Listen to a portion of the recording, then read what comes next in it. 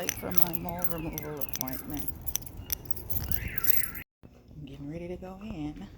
My mole will be gone in like 30 minutes. Oh, yeah.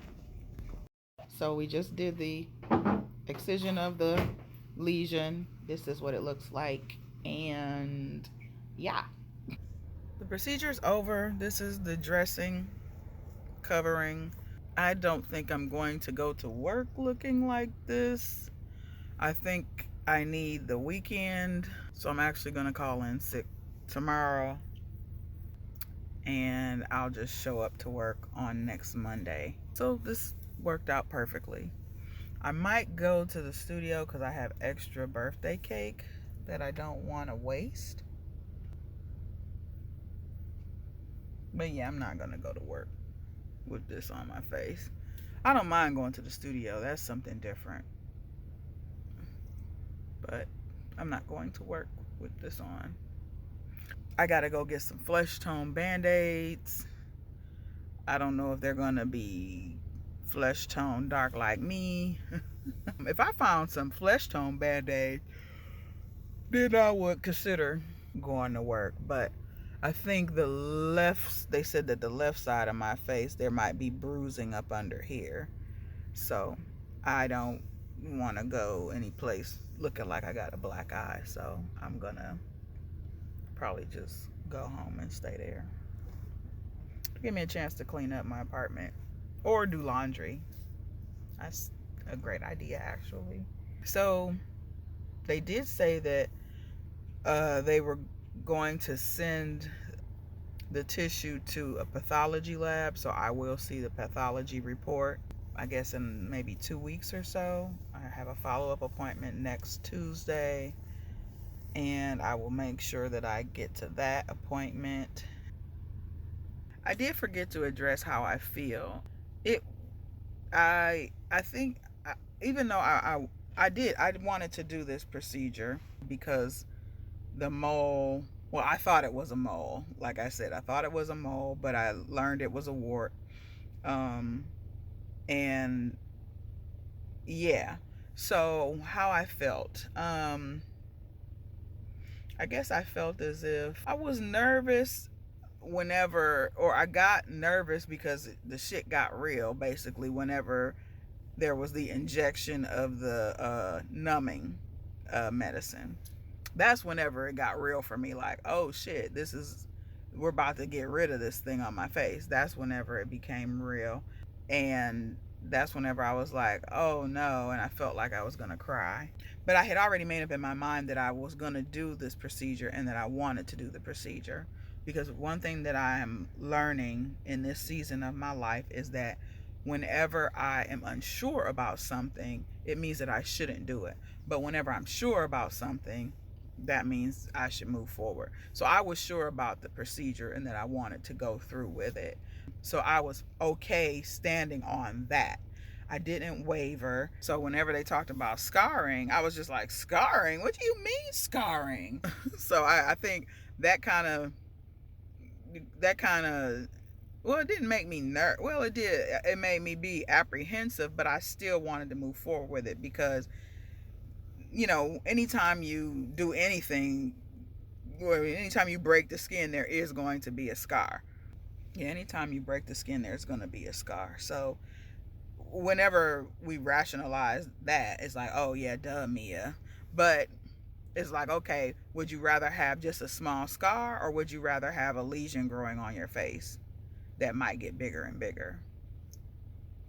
And that might be something that you ought not have on your face. So you got to weigh the cost benefit of stuff. As I laid there and they injected the numbing liquid, I just told them in advance, like, hey, I might start to cry silently. Don't mind me if I do, because all of a sudden, like I said, it got real. And then I was like, oh shit, I should have taken a pill before I got here. But then they were like, oh, you're going to be fine. You're going to be fine. And I just began to get a little jittery. So I said, okay, I need to put my hands in my pockets. That way, while I'm laying there, that way I will, let me just put my hands in my pockets. So I put my hands in my pockets and I left them there for the duration of the procedure. Then they put betadine iodine to sterilize the area. They sterilized both sides, the left side and the right side, and that was cool. But after the sterilization, you can't touch it. So I made the mistake. My eyes were watering, so I was gonna wipe my eyes. She was like, "No, no, no, wait." So she rewiped my eyes because the doctor was going to check for symmetry. Like whenever doing this side, wanted it to match this side. So yeah, there was that, and then they put the wet gauze over my eyes, and then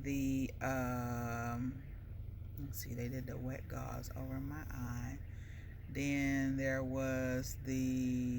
then they covered over my nose. They covered over this. They covered this, and they covered this as well. And then I had my eyes closed during this, and then they put a bright light so that the doctor would be able to see. Then the doctor came in and he was making jokes. So him making jokes made me feel better during the thing. They were like jokes where they're really like bad jokes, like, oh no, but they're like jokes where it's like, obviously if he's a plastic surgeon, then that he knows what he's doing. He knows how to do this stuff. And I was referred to him by the lady who I saw for dermatology. So I was feeling better and more at ease as I laid there. The whole procedure took all of what, 15-20 minutes, give or take. It was but really, let me think. My appointment was scheduled for 10. I didn't get there till like maybe 10:15. So the whole procedure maybe takes an hour. And it only takes an hour in a sense that, you have to get checked in. You have to sign your general consent form. Then you can ask questions if you need to before the procedure. Then there's the actual procedure, and then afterwards they dress the wound. The doctor doesn't dress the wound, the nurses dress the wound. Well, I don't know how it is at other places, but for my experience today, I was able to take an image of what it looked like, and I was able to ask questions while the nurse dressed my wound.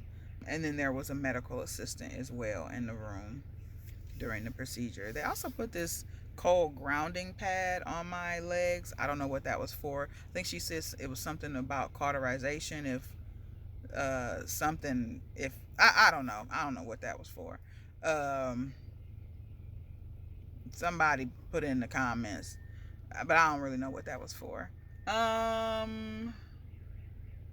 But I felt nervous, but of course I was saying the Lord's Prayer in my mind, because I'm thinking like, oh Lord, this, any time getting anything. I felt the same way whenever I got the hysteroscopy done earlier this year, in which, anytime you're removing something from the body or taking something off the body, even during like procedures where you get your cavities filled and things like that. Luckily, I haven't had anything like where I've had to get a tooth pulled or anything like that. But stuff like that is just it's like I think our souls are grieving for the body, the physical body, the inner core. The soul grieves for the physical body, and that's where the apprehension comes in. It's like the mismatch between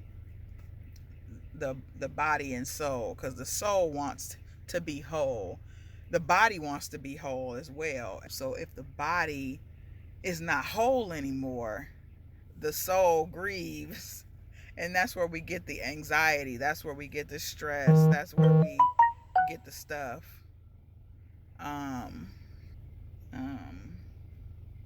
Yeah, I don't know why these people bothering me from work. I'm on vacation. Like, leave me alone. And I'm not going to work tomorrow.